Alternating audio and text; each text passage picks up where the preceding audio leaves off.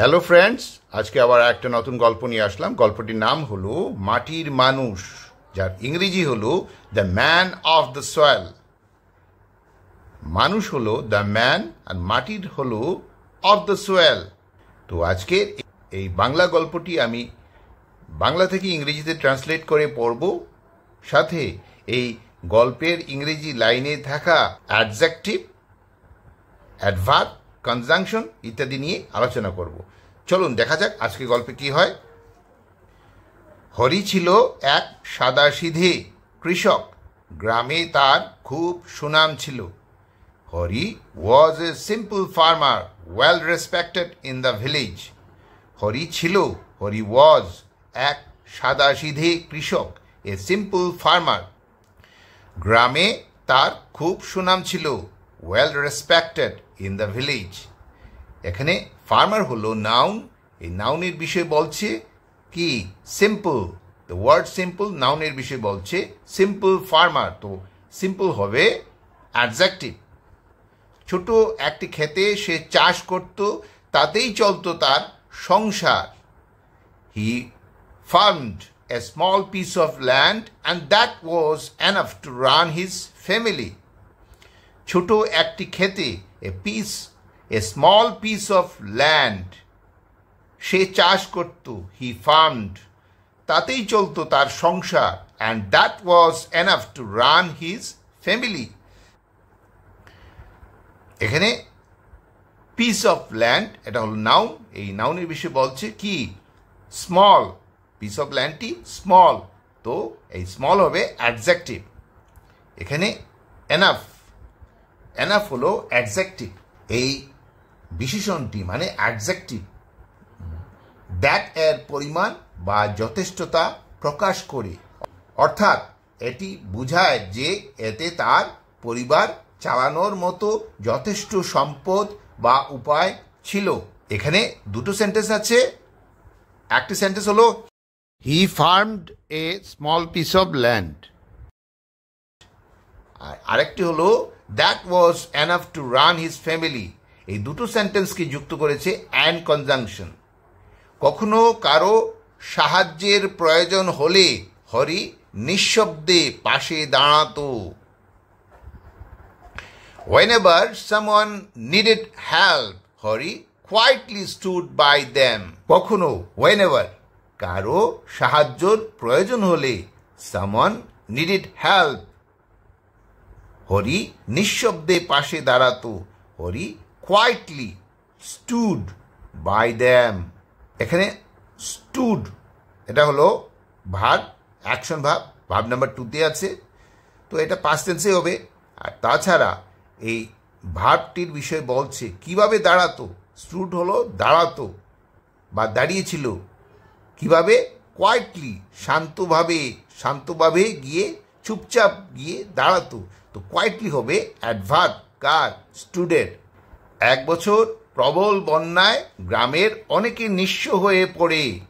1 year a devastating flood left many in the village destitute. এক বছর 1 year প্রবল বন্যায়, এ ডিভাস্টেটিং ফ্লাড, গ্রামের অনেকেই নিঃস্ব হয়ে পড়ে। Left many in the village destitute. এখানে ইয়ার হলো নাউন। এই নাউনের বিষয়ে বলছে মানে ইয়ারের বিষয়ে বলছে। কোন ইয়ার? 1 year মানে এক বছর। তো 1 হবে এখানে অ্যাডজেক্টিভ। এখানে ফ্লাড হলো নাউন। এই নাউনের বিষয়ে বলছে কি? বলছে ডিভাস্টেটিং মানে প্রবল বন্যায়। তো ডিভাস্টেটিং হবে এই ফ্লাডের অ্যাডজেক্টিভ। এখানে মেনিও হবে অ্যাডজেক্টিভ। এখানে এই মেনিটা বলছে কার? ভিলেজ ডেস্টিটিউট এর বিষয়ে বলছে। তো এই মেনি হবে কি? অ্যাডজেক্টিভ। হরি নিজের গুলার ধান বিলিয়ে দে সবার মাঝে। Hari distributed his stored rice among everyone. Hari নিজের গুলার ধান, হরি হিজ স্টোরড রাইস, বিলিয়ে দে, ডিস্ট্রিবিউটেড সবার মাঝে, অ্যামং এভরিওয়ান। এখানে রাইস হলো নাউন, এই নাউনের বিষয়ে বলছে জমা করা চাল বা ধান। তো কি হবে এখানে? স্টোরড হবে অ্যাডজেক্টিভ এই রাইসের, যেহেতু রাইসের বিষয়ে বলছে। এখানে ধান লেখা হয়েছে, ধানের বদলে এখানে চাল হতে ছিল, চালের বাংলাটা হবে রাইস। কেউ জানতে না পারলেও সবাই অনুভব করত এক অদৃশ্য সহায়তা। Even if no one knew who helped, everyone felt an unseen support. কেউ জানতে না পারলেও, even if no one knew who helped, সবাই অনুভব করত, everyone felt এক অদৃশ্য সহায়তা, an unseen support। এখানে দুটো সেন্টেন্স আছে, even if no one knew R everyone felt an unseen support। এই দুটো সেন্টেন্সকে যুক্ত করেছে who helped। তো এখানে who helped হবে কনজাংশন। একদিন কেউ জিজ্ঞেস করে, তোমার তো নিজেরই কষ্ট হয়, তবুও দাও কেন?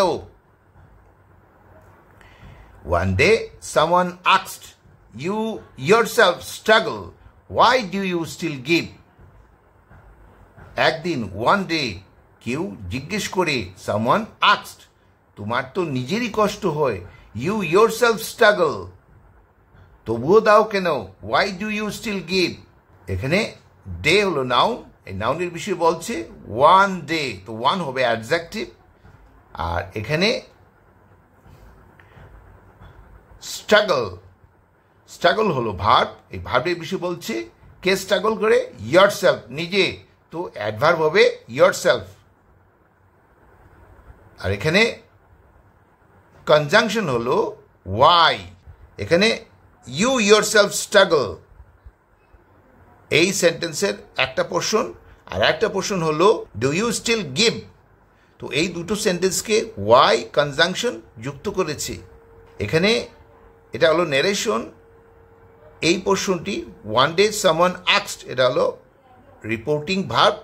আর উইদিন ইনভাইটেড কমার ভেতর যেটা সেন্টেন্স আছে সেটা হলো রিপোর্টিং স্পিচ। রিপোর্টিং ভার্বটি ভার্ব নাম্বার 2-তে আছে, মানে পাস্ট টেন্সে আছে। আর এখানে রিপোর্টিং স্পিচটি যেভাবে বলা হয়েছে ঠিক সেভাবে লেখা হয়েছে, এটা প্রেজেন্ট ফর্মে আছে, যেহেতু এখানে অ্যাকশন ভার্ব যেটা প্রেজেন্ট ফর্মে আছে। হরি মৃদু হেসে বলে, আমি মাটির মানুষ, এই মাটি আমাকে শিখিয়েছে, যা দেই তাই ফিরে পাই ভালোবাসায়। Hari smile gently and said, I am a man of the soil. This very soil has taught me what I give comes back to me as love. Hari মৃদু হেসে বলে, হরি স্মাইলড জেন্টলি অ্যান্ড সেড, আমি মাটির মানুষ, I am a man of the soil, এই মাটি আমাকে শিখিয়েছে, the very soil has taught me, যা দেই what I give তাই ফিরে পাই, কামস ব্যাক টু মি ভালোবাসায়, অ্যাজ লাভ। তো এখানে এই ন্যারেশন, এটা হলো ন্যারেশন, ন্যারেশনের দুটো পার্ট আছে, একটা হলো রিপোর্টিং ভার্ব, একটা হলো রিপোর্টিং স্পিচ। রিপোর্টিং স্পিচ যেভাবে বলা হয়েছে ঠিক সেভাবে লেখা হয়েছে। এখানে রিপোর্টিং ভার্বটি হলো এখানে সেইড, এটা ভার্ব নাম্বার 2-তে আছে, অ্যাকশন ভার্ব। তো এই সেন্টেন্সটা কি হবে? পাস্ট টেন্সে আছে। আর রিপোর্টিং স্পিচ হলো প্রেজেন্ট ফর্মে আছে, যেহেতু এখানে সাবজেক্টের সাথে, সাবজেক্ট হলো আইয়ের সাথে এম আছে, এম হলো সিম্পল প্রেজেন্ট টেন্স বা প্রেজেন্ট টেন্সে অক্সিলারি ভার্ব। আর এই পোর্শনটাতে কি আছে? This very soil has taught me, এখানে হ্যাজ হলো প্রেজেন্ট পারফেক্ট টেন্সের অক্সিলারি ভার্ব। তো এই সেন্টেন্সে এই পোর্শনটা কি হবে? প্রেজেন্ট পারফেক্ট টেন্সে হবে। এখানে সয়েল হলো নাউন, নাউনের বিষয়ে বলছে কি হবে? ভেরি সয়েল, নির্দিষ্ট করে বলছে এই মাটি। তো এখানে ভেরি হবে অ্যাডজেক্টিভ, যেহেতু নাউনের বিষয়ে বলছে, মানে সয়েলের বিষয়ে বলছে। এই সেন্টেন্সের এই পোর্শনটাতে দুটো সেন্টেন্সকে একসাথে যুক্ত করেছে what conjunction. This very soil has taught me, আর I give comes back to me as love. এখানে এই হোয়াট শব্দটা এই দুটো সেন্টেন্সকে যুক্ত করেছি। যুক্ত করার পর this very soil has taught me what I give comes back to me as love. এই গল্প আমাদের শেখায় সহানুভূতি আর ত্যাগেই গড়ে ওঠে প্রকৃত মানুষ, মাটির মতো ধৈর্যশীল ও উদার। This story teaches us true humanity is built on empathy and sacrifice, patience and generous like the earth. এই গল্প আমাদের শেখায়, this story teaches us, সহানুভূতি আর ত্যাগেই গড়ে ওঠে, is built on empathy and sacrifice. প্রকৃত মানুষ, ট্রু হিউম্যানিটি, মাটির মতো ধৈর্যশীল ও উদার, patience and generous like the earth. তো এখানে হিউম্যানিটি হলো নাউন, তো এই নাউনের বিষয়ে বলছে কি ট্রু হিউম্যানিটি। ট্রু হলো এখানে অ্যাডজেক্টিভ, আর এখানে আর্থের বিষয়ে এতগুলো বলছে, যেমন patience, generous like the earth, মানে এই আর্থ মানে পৃথিবীর মতোই আর কি, হ্যাঁ পৃথিবীর মতোই বোঝাচ্ছে যে ধৈর্যশীল আর কি জেনারেস উদার। তো এগুলো কি হবে? এগুলো হবে এই আর্থের, দি আর্থের কি অ্যাডজেক্টিভ, পেশেন্স আর জেনারেস। এখানে পেশেন্স আর জেনারেসকে যুক্ত করেছে অ্যান্ড কনজাংশন। তো আজকের এই গল্পটি কেমন লাগলো? যদি ভালো লাগে তাহলে পুরো ভিডিওটা দেখুন এবং লাইক বাটনে প্রেস করবেন এবং বেল আইকনে প্রেস করবেন। Thanks for watching, bye bye.